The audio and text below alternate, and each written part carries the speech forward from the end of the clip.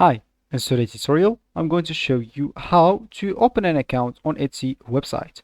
So first of all, of course, all you need to do, just go and open the browser that you're going to use to follow this tutorial steps with.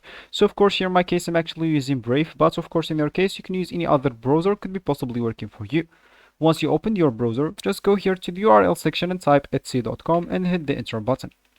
So of course you may wondering why I'm using this on a private tab. Of course, because my other tab is actually connected to an account. So let me just show you etsy.com.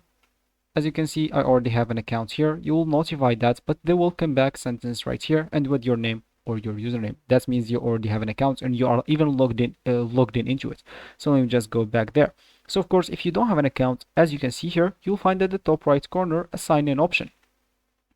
And this option will allow you to log in into your account if you have one, or if you don't have an account, you'll be able to register or to create a new account. That's what I'm going to show you in this tutorial.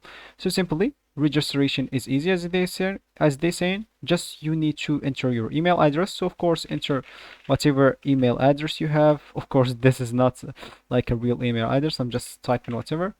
Then you would like to enter your first name. So maybe enter whatever you want. So maybe Eric.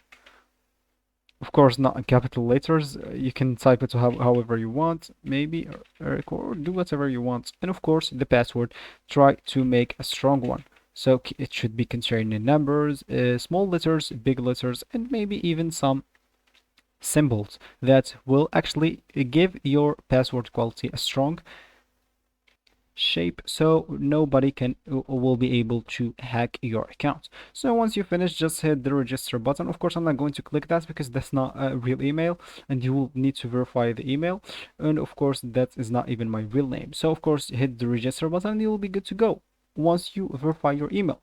So this will be actually for this tutorial. I hope you like it. Thank you guys for watching and goodbye.